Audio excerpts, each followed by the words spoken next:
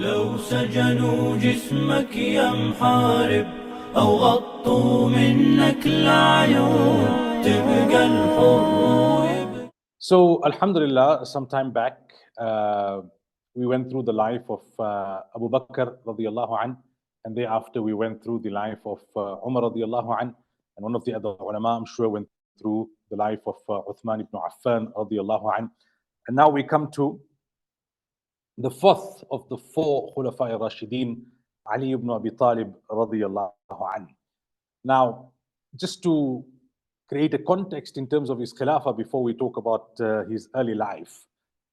After the martyrdom of Uthman radiallahu anhu, the atmosphere in Madinatul Munawwara was a very dark one, a very difficult one, because we know there had been those whose intention was to instigate fitna, those whose intention was to instigate discord and division within the ranks of the Muslims, and they were responsible for laying siege to the house of Uthman radiallahu anh initially, and then taking the life of Uthman radiallahu anh.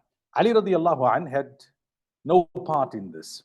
Now, when this took place, the very tragic assassination of Uthman ibn Affan radiallahu anh, many of the senior Sahaba were not in Madinatul Munawwara.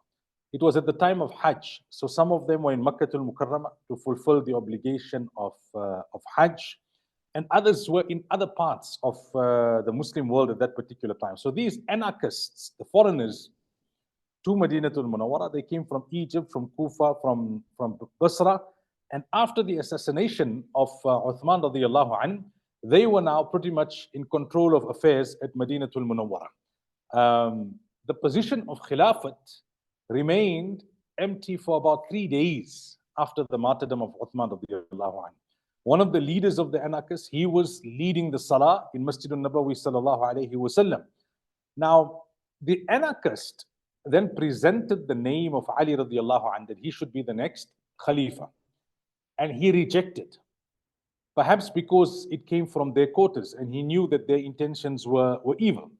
But later on, sensing that the situation could become even worse, and having full confidence in Ali radiallahu anh to steer the ummah through this very difficult and turbulent moment, some of the senior Sahaba who were in Madinatul Munawwara, they then convinced Ali radiallahu anh to accept this great responsibility. Ali radiallahu anh then took on the responsibility and he took the pledge of allegiance. Now there was a great degree of discontent, if you like, in Madinatul Munawwara. People were shocked that the Khalifa was actually assassinated in Madinatul Munawwara. People were shocked that the very people who were responsible for this assassination were roaming free in Madinatul Munawwara and they were dictating terms. So some were somewhat reluctant to take bay'at, in other words, to pledge allegiance. And we'd spoken about this previously, that when Abu Bakr radiallahu anh became the Khalifa, the process that unfolded in terms of the pledging of allegiance at his hands, the same with Umar radiallahu anh, etc. So, two senior Sahaba, Talha and Zubayr radiallahu anh, they were willing to accept Ali radiallahu anh on proviso that he took qisas. Qisas is something which is enshrined in the Quran, that you take retribution for those who kill someone else unjustly. So they wanted retribution to be taken from the killers of Uthman radiallahu anh. Ali radiallahu anh said to them, of course, we've got to implement the law of Allah, the law of the Quran, but we've got to first stabilize the situation. There's anarchy, there's absolute chaos, there's uncertainty. And as a result, let's first stabilize, try and ascertain what exactly is happening. And then when things are a bit more stable, we would be able to pursue those who were guilty of assassinating Uthman radiallahu anh. What had happened was that some from the Banu Umayyah clan of the Quraysh, we know that Uthman radiallahu anh was from the Banu Umayyah, so some from the Banu Umayyah clan of the Quraysh, they took the bloodied shirt of Uthman radiallahu anh together with the fingers of his wife Naila, which had been severed when she tried to defend him from being killed, and they took it to other parts of the Muslim world, and they went to Sham. And naturally, when people saw this, they became very emotional. And now the call that started to resonate in the broader Sham region, and Sham, as I've explained many times in the past, is not only modern day Syria, but Jordan, Palestine, Lebanon, that entire region. There was now a strong call for revenge to be taken from the killers of Uthman radiallahu anhu. So that's the context in which Ali radiallahu anhu became the Khalifa. And we'll take that discussion up a little later, inshallah. So let's go back now to his early life. His name was Ali, his kunya was Abu al-Hasan, and his title was Haydar. His father was Abu Talib. His mother's name was Fatima. So his lineage is Ali ibn Abi Talib, ibn Hashim, ibn Abd Manaf, ibn Qusay, ibn Kilab, ibn Murrah, ibn Ka'b, ibn Luway. He was the paternal cousin of Nabi Sallallahu Alaihi Wasallam. His father and Nabi Sallallahu Alaihi Wasallam's father, Abdullah, were brothers. And he was a Hashimi from both sides, from his father's side as well as from his mother's side. He was born 10 years before Nubuwah. By that time, his father Abu Talib was already very elderly and had many children. Now remember, Abu Talib had taken Nabi Sallallahu Alaihi Wasallam into his custody after the demise of Nabi Sallallahu Alaihi Wasallam's grandfather Abdul Muttalib. Nabi Sallallahu Alaihi Wasallam had no one. His mother had passed on, his father had passed on, and his grandfather had passed on. So Nabi Sallallahu Alaihi Wasallam had no one. Abu Talib had looked after Nabi Sallallahu Alaihi Wasallam like his own son. And we know the story of Abu Talib. He showed solidarity with Nabi Sallallahu Alaihi Wasallam in the valley of Abu Talib for 3 years, where they were severely boycotted, politically, economically, where they had to chew on leaves to eat, to satiate the hunger. And he was even willing to sacrifice his own life for the life of Rasulullah Sallallahu Alaihi Wasallam by sleeping in the bed of Nabi Sallallahu Alaihi Wasallam when he heard there was a plot to assassinate Nabi Sallallahu Alaihi Wasallam in the valley of Abu Talib. Unfortunately, after the boycott, it wasn't too long before he passed on, and Nabi Sallallahu Alaihi Wasallam tried very hard to get his uncle Abu Talib to accept Islam, but he capitulated to peer pressure. He was worried of what people would say, that he had forsaken the way of his forefathers, and as a result, he passed away without Iman. Now, Abu Talib, when he had become old, he was going through financial difficulty as well because of his many children. And Nabi Sallallahu Alaihi Wasallam spoke to his uncle Abbas and said, let's help him out. I will take one of his children under my care and you take one of his children under your care. And in that way, we will bring up each of us one of his children to lighten his burden. And that's where Ali radiallahu anhu got to grow up in the house of Rasulullah Sallallahu Alaihi Wasallam. So Ali radiallahu anhu was born 10 years before Nubuwwah, meaning when Nabi Sallallahu Alaihi Wasallam became a Nabi, he was about 10 years of age. One day he saw Nabi Sallallahu Alaihi Wasallam and his honorable spouse, Khadija radiallahu anha, prostrating, making sajda before Allah tabaraka wa ta'ala in salah. And when they concluded their salah, Ali radiallahu anha asked them that, what are you doing? So they said, no, we are worshipping the one Allah who has no partner. And we also guide you to worship the one Allah who has no partner and not to prostrate before these idols, Lat and Uzza. So Ali radiallahu anhu was taken aback. He said, hey, I've never heard of this before. I'll consult my father and then I'll let you know. So Nabi Sallallahu Alaihi Wasallam told him at this stage, there's no need to mention it to anyone. Obviously, in the initial stages, they were doing things very discreetly. So Nabi Sallallahu Alaihi Wasallam said, Ali, if you have any reservation, then ponder yourself and decide. So the entire night, Ali radiallahu anhu thought about it. And in the next morning, at the age of 10, that was the intelligence that Allah tabaraka wa ta'ala had blessed him with. The next morning at the age of 10, he accepted Islam. So Khadija radiallahu anha was the first to accept Islam overall, and from the women, Abu Bakr radiallahu anhu was the first to accept from the men, and Ali radiallahu anhu was the first to accept from the youth. For 13 years, we know that Nabi Sallallahu Alaihi Wasallam carried out the task of propagating Islam in Makkatul Mukarramah with much difficulty. And the night when Nabi Sallallahu Alaihi Wasallam was departing for Medina, upon the instruction of Allah Tabaraka wa Ta'ala, making the hijrah, he had amanat. People, because Nabi Sallallahu Alaihi Wasallam was so trustworthy, people would come and leave their valuables with Nabi Sallallahu Alaihi Wasallam. There were no banks at that time. There were no safes and vaults. You know, you had to leave what was valuable to you with people whom you trusted. So Nabi Sallallahu Alaihi Wasallam could not tell them that I'm leaving now, so therefore I'm returning your trusts to you, because Nabi Sallallahu Alaihi Wasallam wanted to leave discreetly and escape the clutches of the Quraysh. But at the same time, Nabi Sallallahu Alaihi Wasallam wanted to fulfill this amana. Allah talks about in the Quran, Inna Allah ya'murukum an tu'addu al-amanati ila ahliha. It's the command of Allah Tabaraka wa Ta'ala that you fulfill the trusts that have been entrusted to you.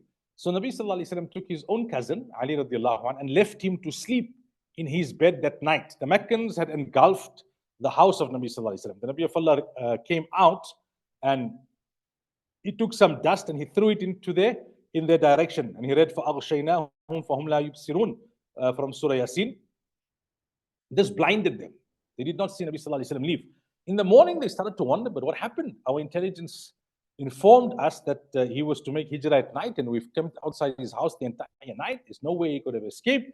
So they went into the house and they found Ali radiallahu anh in the bed of Rasulullah sallallahu alaihi wasallam. They demanded of Ali radiallahu anh to know where was Nabi sallallahu alaihi wasallam, and he feigned ignorance. He then returned all the amanat and all the trusts to the rightful owners, and 3 days later then he left Makkah al-Mukarramah for Madinah al-Munawwarah. So it highlights to us how trustworthy Nabi sallallahu alaihi wasallam was, that even at such a sensitive occasion, he didn't use it as an excuse to say, well, you know what, I've got to do what I've got to do. Tough luck to those people who entrusted me. It was not my intention to compromise their trust. No, Nabi sallallahu alaihi wasallam went out of his way to make sure that those trusts reached their rightful owners. So 2 years after Hijrah, Ali radiallahu anhu now attained the honor of becoming the son-in-law of Rasulullah sallallahu alaihi wasallam. He married the apple of the eye of Rasulullah sallallahu alaihi wasallam, Fatima radiallahu anha, his youngest daughter. Abu Bakr radiallahu anhu, wanting the privilege of being both the father-in-law and the son-in-law of Rasulullah sallallahu alaihi wasallam, had proposed for Fatima radiallahu anhu. Umar radiallahu anhu had sent a proposal as well, wanting that same honor of being the father-in-law and the son-in-law of Rasulullah sallallahu alaihi wasallam. But the Nabi of Allah felt there was greater compatibility between Fatima radiallahu anha and Ali radiallahu anha. Ali radiallahu anha initially was hesitant in terms of forwarding his proposal because of poverty. He didn't have enough money. He felt at the time to be able to look after a wife, let alone the daughter of Rasulullah sallallahu alaihi wasallam. But he had this desire to marry Fatima Zahra radiallahu anha, and eventually the desire got expressed. Nabi sallallahu alaihi wasallam accepted the proposal. There was a very simple ceremony, and Ali radiallahu anhu wed the daughter of Nabi sallallahu alaihi wasallam. If we pause here for a moment, we learn another great lesson, that the queen of the mothers of Jannah, the queen of the women of Jannah, was given to a man who at the time was struggling financially. And she was given to him in marriage because Nabi sallallahu alaihi wasallam looked at his akhlaq, his character, his knowledge, his wisdom, his qualities. Didn't look at his financial standing. Of course, from an Islamic perspective, kufu, compatibility, does also include financial compatibility, because at times, if a woman comes from a particular financial background, she may struggle in a house of someone who cannot sustain that degree of life. So it's a consideration, but it's not the ultimate consideration, nor is it the primary consideration. The primary consideration is the akhlaq, the character, the values, the deen of the spouse, both the husband and the wife. We know Nabi sallallahu alaihi wasallam, Fatima radiallahu anha had reached out to him on one occasion. Ya Rasulullah, it's tough for me. There's so much of work for me to do. Can you get me a servant? And Nabi sallallahu alaihi wasallam taught her the tasbih Fatimi, as we know. Subhanallah, alhamdulillah, Allahu Akbar. And interestingly, the scholars write that she was asking for physical help. The Nabi sallallahu alaihi wasallam was giving her something to read, a dhikr to make. What's the link between the two? And that's where the ulama say that dhikr gives you spiritual energy, which can compensate for the lack of physical energy. So Nabi sallallahu alaihi wasallam told her, I don't have a servant to give you to help you with your chores, but I will give you a dhikr which will give you the energy. Ali radiallahu anh participated in all of the battles besides the battle of Tabuk. At Badr, he was one of the first to advance hand-to-hand combat, and he was successful. At Uhud, at the time when there was a counter-attack, and there was very few that remained around Nabi sallallahu alaihi wasallam to defend Nabi sallallahu alaihi wasallam, Ali radiallahu anh was one of them. We know that during the occasion of Khaybar, he was the one that Nabi sallallahu alaihi wasallam had said that tomorrow I will give the opportunity to break the siege or to break the fort to one whom Allah loves, and he loves Allah and his Rasul sallallahu alaihi wasallam. And Ali radiallahu anhu had an infection in his eye. And Nabi sallallahu alaihi wasallam took a drop of his blessed saliva and placed it in that eye of Ali radiallahu anhu. And Ali radiallahu anhu said, from that day onwards, not only was I cured of the infection, but that eye, the vision in that eye was stronger than the vision in my other eye. What happened was that at the occasion of the conquest of Makkah, Ali radiallahu anhu was one of the flag bearers at Hunain. When there was a difficult period, he was one of those who was personally defending Rasulullah sallallahu alaihi wasallam. However, the reason why he did not participate in Tabuk is because Nabi sallallahu alaihi wasallam instructed him to stay behind in Madinatul Munawwara. The Nabi of Allah had a fear that if he was to advance with the Sahaba to Sham in this expedition of Tabuk, that his family would be left vulnerable and open to attack in Madinatul Munawwara. So he left someone as strong and as competent as Ali radiallahu anhu to look after them. The munafiqeen, the hypocrites, taunted Ali radiallahu anhu that the Nabi of Allah did not see you worthy of taking you with in battle. He left you behind in Madinatul Munawwara.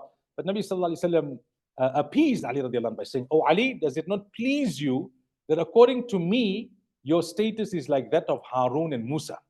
You are to me like Harun was to Musa alayhi salatu wasalam." Then in the 9th year of Hijrah, Nabi sallallahu alaihi wasallam sent Abu Bakr radiallahu anhu to lead the delegation in Hajj. Nabi sallallahu alaihi wasallam went the following year, which was the final year of his life, the 10th year after Hijrah. But during that 9th year, Surah Bara'ah was revealed after Abu Bakr radiallahu anhu had departed. And in Surah Bara'ah, Allah tabaraka wa ta'ala made it clear that henceforth no polytheists would be allowed to make Hajj of the Kaaba. And this, according to Arab custom had to be announced by a relative of Nabi sallallahu alaihi wasallam, and Nabi sallallahu alaihi wasallam sent none other than Ali radiallahu anhu. Ali radiallahu anhu, from this brief context that I've given you in terms of his life, you can see he was nurtured in the house of Nubuwah, in the house of Nabi sallallahu alaihi wasallam and Khadija radiallahu anha. You can see that Nabi sallallahu alaihi wasallam had great confidence in him. Personally, Nabi sallallahu alaihi wasallam gave his favorite daughter to him in marriage. And you can see that in terms of military and other responsibilities, Nabi sallallahu alaihi wasallam felt confident in his ability as well. So one, he was from the family of Nabi sallallahu alaihi wasallam. Two, he was nurtured in the classroom of Nubuwah. Three, Nabi sallallahu alaihi wasallam himself held him in great esteem and had great confidence in his abilities. In one hadith, Rasulullah sallallahu alaihi wasallam said, "Ana madinatul ilmi wa aliyun babuha." I am the city of knowledge. I am the city of knowledge. And Ali radiallahu anh is the door to that city. I am the city of knowledge, and Ali radiallahu anh is the door to that city. Umar radiallahu anh used to say that the knowledge of all Sahaba could be found in 6 Sahaba. And the knowledge of those 6 Sahaba can be found in 2. Meaning there's 2 Sahaba that have knowledge equivalent to all of the Sahaba. That is Abdullah ibn Mas'ud radiallahu anh and Ali ibn Abi Talib radiallahu anh. He was a scribe of revelation. Ali radiallahu anh could read and write. He was a scribe of revelation during the time of Nabi sallallahu alaihi wasallam. The famous treaty of Hudaybiyah, he wrote it. And he wrote Muhammad Rasulullah at the end. The Meccans objected and said, we don't believe in him to be the Rasul of Allah. So you've got to write Muhammad ibn Abdullah, Muhammad the son of Abdullah. Ali radiallahu anh said, I believe in him to be the messenger of Allah. I'm not going to wipe it out. I'm not going to wipe out something I believe in. But because of the greater strategy behind the treaty of Hudaybiyah, Nabi sallallahu alaihi wasallam then wiped it out himself. And Muhammad ibn Abdullah was written. But the treaty was written by Ali radiallahu anh. During the era of all 3 Khulafa, Abu Bakr, Umar and Uthman, he was seen as a mountain of knowledge. He helped to solve many intricate laws and judgments. Umar radiallahu anh would say, the best amongst us in making judgments is Ali radiallahu anh. He was one of the 10, the Ashara Mubashara, who were given great tidings of Jannah. And he was part of the cabinet. He was part of the council of Umar radiallahu anh. When Umar radiallahu anh left famously for Baytul Maqdis to liberate Jerusalem, he appointed Ali radiallahu anh as his Khalifa. So that is a bit of a backdrop in terms of Ali radiallahu anh's early life. Obviously, there's much more detail. But what I've mentioned previously is that these seminars are not meant to go into every detail in the time that we have. It's just meant to refresh your memory and to hopefully create a new appetite to learn more from authentic sources about the Khulafai Rashidin. Now we come to a very sensitive part of the discussion. And that is the difficulties, the very tragic difficulties that engulfed the Ummah of Rasulullah sallallahu alaihi wasallam during the period of Ali radiallahu anhu's Khilafah. We had spoken, and I'm sure that during the discussion on Uthman radiallahu anh, there would have been quite a bit of detail given in terms of what transpired and what led to the assassination and to the killing of Uthman radiallahu anh. Now, like I'd explained initially, there was a group from amongst the Sahaba, senior Sahaba of Madinatul Munawwara, that wanted Ali radiallahu anh to take immediate revenge for the killing of Uthman radiallahu anh. Ali radiallahu anh had every intention to do so, but he felt he needed to first stabilize the Khilafah. Khilafah is central, it's the backbone. And then some from the Banu Umayyah had gone to Sham and had gone to that region where Muawiyah radiallahu anh was the governor, and Muawiyah radiallahu anh was also from the Banu Umayyah, and emotions were very high because they saw the blooded shirt of Uthman radiallahu anh and the severed fingers of his wife. Now, like I'd explained previously, many of the senior Sahaba were out of Madinatul Munawwara. Some of them were in Makkah. Aisha radiallahu anha was in Makkah, and others were in Kufa, Basra, Egypt, the Sham region. There were very few senior Sahaba left in Madinatul Munawwara to give Ali radiallahu anh the kind of support that he required at that particular time. Now, there is a concept called the disputes and the differences amongst the Sahaba, mushajarat of the Sahaba. The golden rule and the golden principle here is that we respect both parties. I have to explain this particular principle up front. We can hold the belief that the one made the correct decision with the best of intentions and the other made the incorrect decision with the best of intentions. In other words, all groups made ijtihad. They applied their minds, they applied their knowledge, they applied what they learned from Nabi sallallahu alaihi wasallam to the best of their ability, and they came to a particular conclusion. So there were those who felt, no, you needed to first take qisas and revenge from the killers of Uthman radiallahu anh, and that was their ijtihad.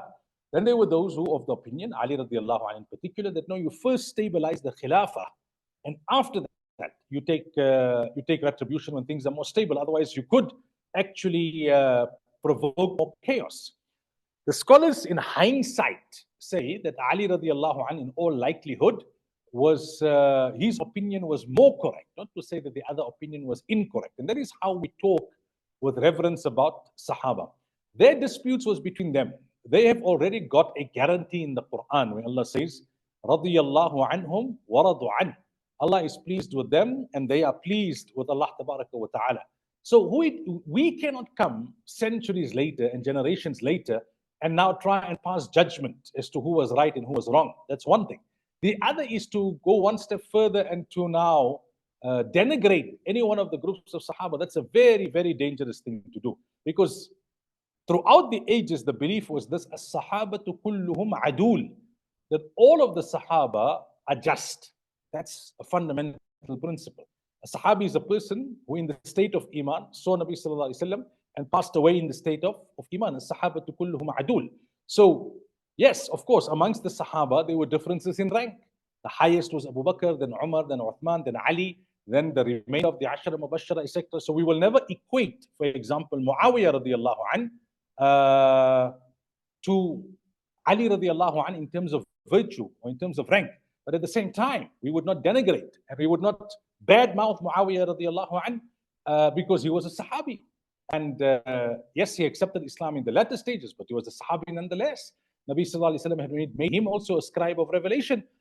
Umar radiallahu anh, the great Umar, had given him position.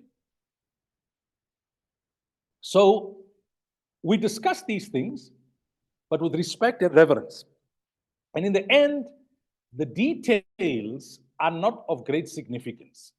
We must avoid any one extreme. The one extreme is to try and sugarcoat it, that there was no serious dispute between the Sahaba. There was in the time of Ali radiallahu anh as a result of the assassination of Uthman radiallahu anh.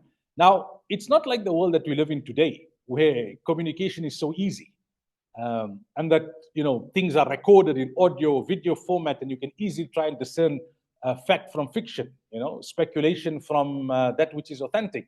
Now, Aisha radiallahu anha was in Makkah al-Mukarramah. She got the news that Uthman radiallahu anhu was killed, and she aligned to the opinion that no, we must first take retribution from the killers of Uthman. By this time, Talha and Zubayr radiallahu anhu, two great Sahaba from the Ashar al-Mubashara, also reached Makkah. They were not happy with the decision of Ali radiallahu anhu. So there was no personal animosity.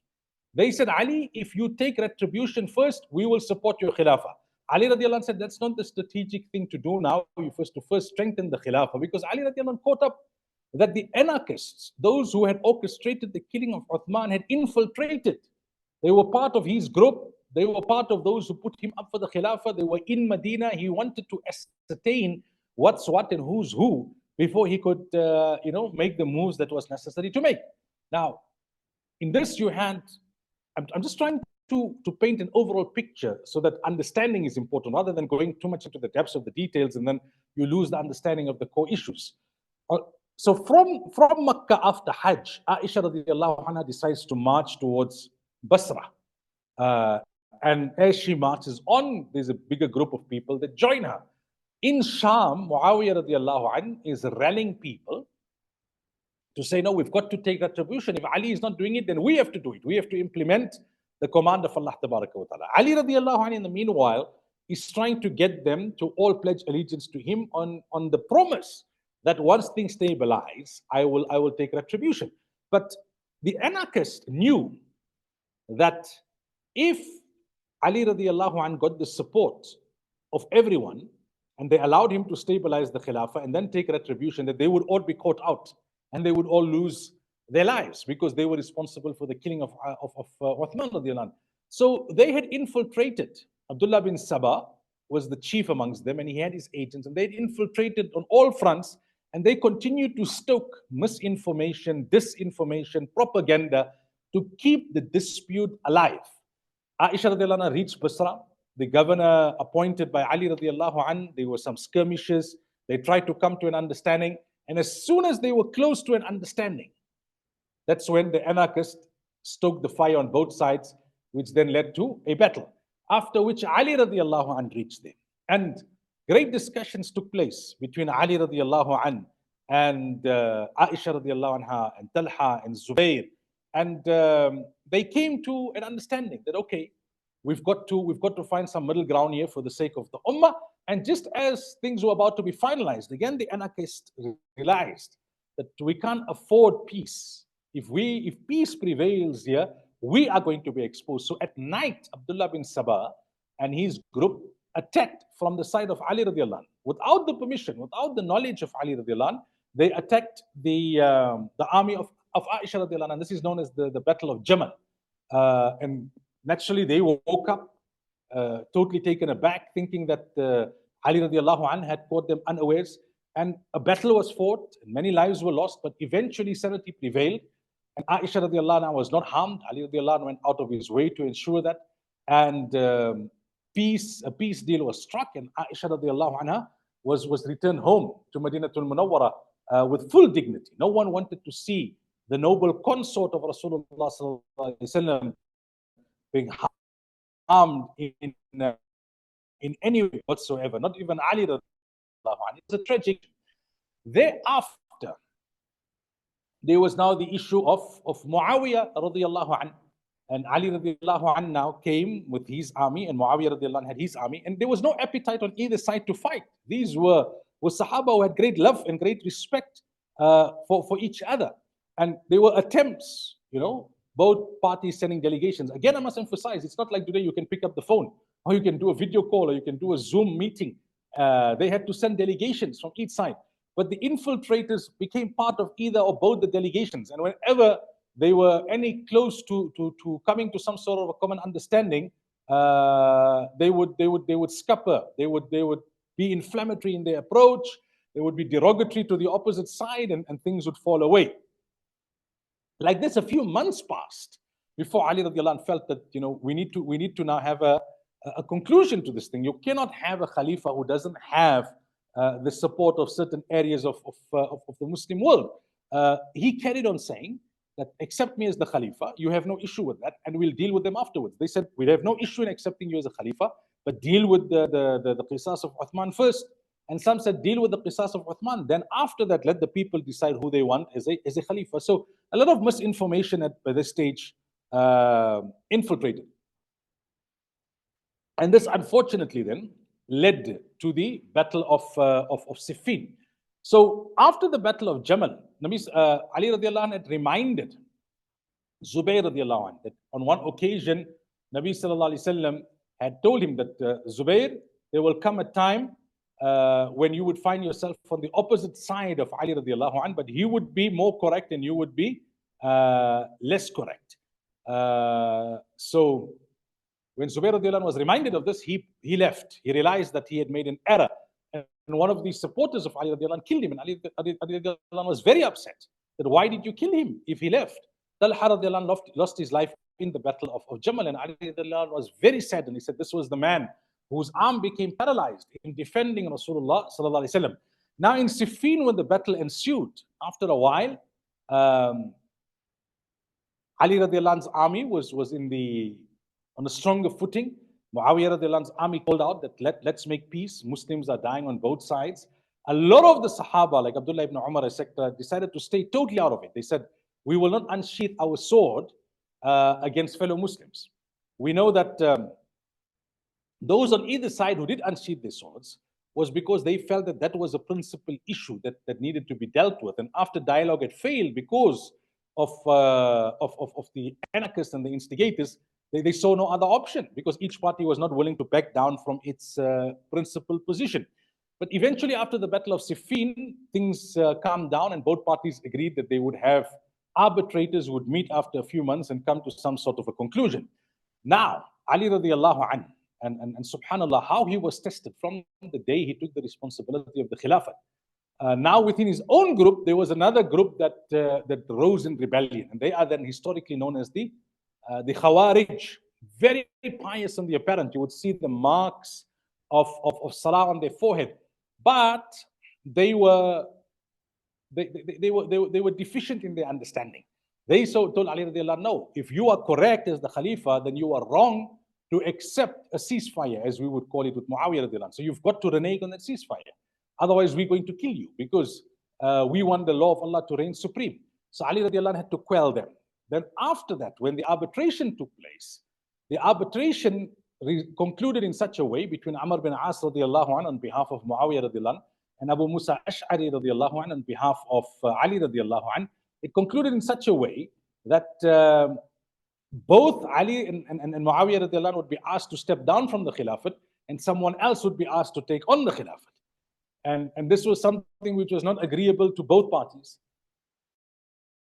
So there was now kind of a stalemate because the one name that they floated was Abdullah ibn Umar, but he had no desire to take on the Khilafat at any time because his father had cautioned him against, father succeeding son when it comes to Khilafat, and he didn't want to take it under such circumstances. So Ali radiallahu anhu's position now was further weakened, and the Khawarij now took further advantage. So Ali radiallahu anhu felt, no, this arbitration did not conclude in a satisfactory manner. So now we've got to once again approach the situation with Muawiyah radiallahu anhu. And the Khawarij then stood up in rebellion saying, we told you that you were wrong.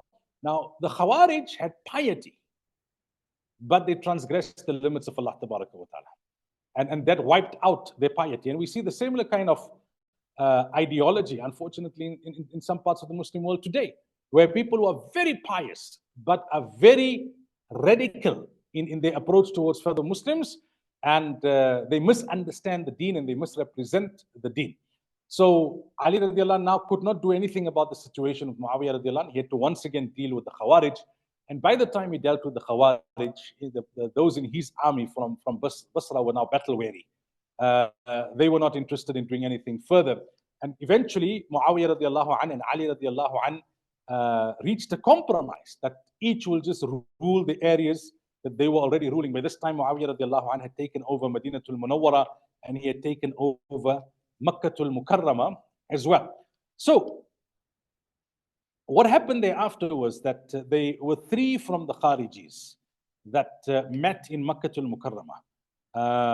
The one was Ibn Muljim, and he had two of his colleagues with him.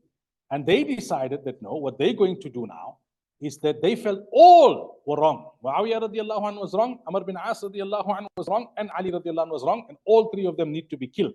So each one committed to the other that we're going to go. Ibn Muljim said, I'll kill Ali. The other one was to kill Muawiyah radiallahu anhu, and the other one was to kill Amr bin As radiallahu anhu. So Muawiyah radiallahu anhu, he managed to escape with a slight injury, and his killer was apprehended and executed. Amr bin As was sick, so that morning he did not go for the Fajr Salah, and the person who went in his place was killed, but the killer was apprehended. Ali radiallahu anhu went that morning for Fajr Salah, and Ibn Muljim assassinated him. And he martyred Ali radiallahu anhu. And this was in the month of Ramadan, the 40th of Hijrah, the 17th of Ramadan. So at the age of 63 years, Ali radiallahu anhu, like Umar radiallahu anhu and Abu Bakr, also passed away at the age of 63. He passed away. He held the post of Khilafat for approximately 4 years and 9 months. Approximately 4 years and 9 months. And he was buried somewhere in Kufa. There's a lot of dispute as to where exactly Ali radiallahu anhu was martyred. When he was, fatally wounded, people came to him and said, we will take bay'at at the hands of your son, Hassan radiallahu anhu. He said, listen, I'm not telling you to do it, nor will I tell you not to do it. It's totally up to you and up to him. When Ali radiallahu anhu passed on, then people took bay'at at the hands of Hassan radiallahu anhu. Now, Ali radiallahu anhu had married Fatima radiallahu anha. In her lifetime, he married no other woman. He had 3 sons from her, Hassan, Hussein, and Muhsin. Muhsin passed away in infancy, and he had 2 daughters, Zainab the elder and Kulthum. Kulthum, later on, he married her to Umar radiallahu anhu, which we had discussed. Then he married a number of women after the demise of Fatima radiallahu anha. Remember, Fatima radiallahu anha passed away a few months after Rasulullah sallallahu alayhi wasallam. Then the scholars write in total he had 14 sons and 17 daughters. 14 sons and 17 daughters. Now, immediately after the assassination of Ali radiallahu anhu, Hassan radiallahu anhu always had the view that one of the two between Ali radiallahu anhu and Muawiyah radiallahu anhu needed to back down and let the other be in charge in order to resolve this issue once and for all. And this shows the sincerity of the Sahaba. They never doubted the intentions and the integrity of each other.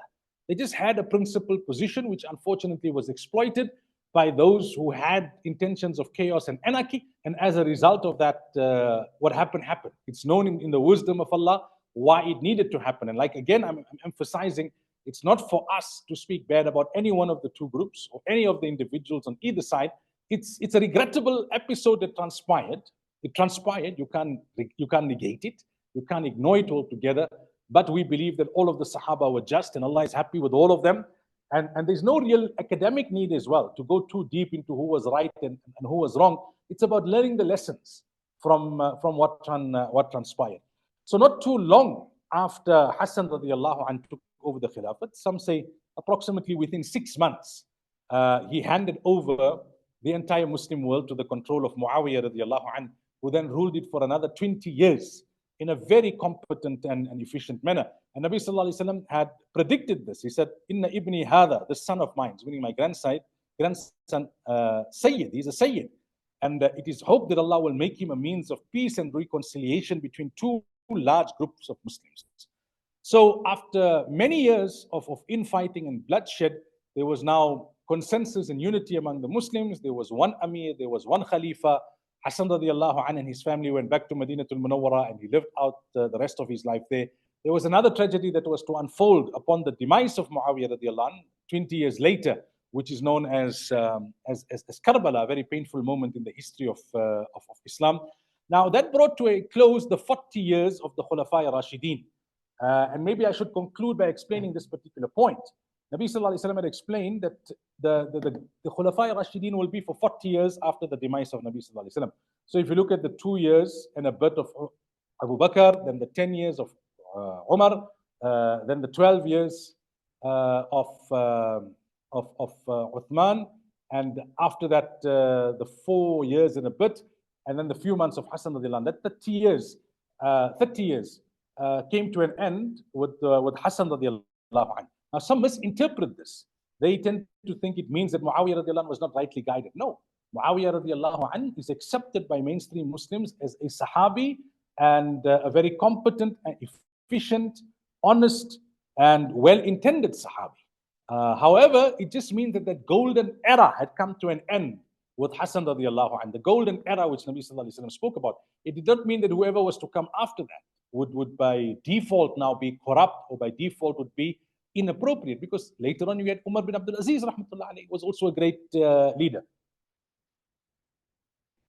Aisha Bewley has written a good book on Muawiyah radiallahu anh. Unfortunately, there's a lot of misinformation about Muawiyah radiallahu anh. Many Muslims label Muawiyah radiallahu anh in a manner which is totally inappropriate for any Muslim to be talking about any Sahabi. Of course, in terms of virtue and rank, he was junior to the Khulafa Rashidin. He accepted Islam much later. He was not from the Ashara Mubashara, but he was a Sahabi and a great Sahabi with great intelligence and great ability. And the Ahlul Sunnah wal Jama'ah also respect for Muawiyah radiyallahu anhu. Actually, at the time, one of the superpowers wrote to him to say, you and your brother Ali have a dispute, why don't you join us? And he immediately wrote to them and said, you know what, don't interfere in our internal affairs. Because if you have any intentions of trying to attack us as Muslims, me and my brother Ali will reconcile tomorrow and we'll join hands to combat you. So he was very sincere, very genuine, and he ruled with great honesty, with great acumen, with great intelligence for that 20 years as Amir al-Mu'mineen. And subhanAllah, there was great prosperity in the Muslim world during the period of Muawiyah bin Abi Sufyan radiyallahu anhu. So I'll leave it at that juncture. Like I said, there's much more detail, but I just wanted to give you a comprehensive overview and highlight some of the important principles. Then thereafter, we should all have the desire to read and learn and study more from authentic scholars and sources. May Allah grant us all the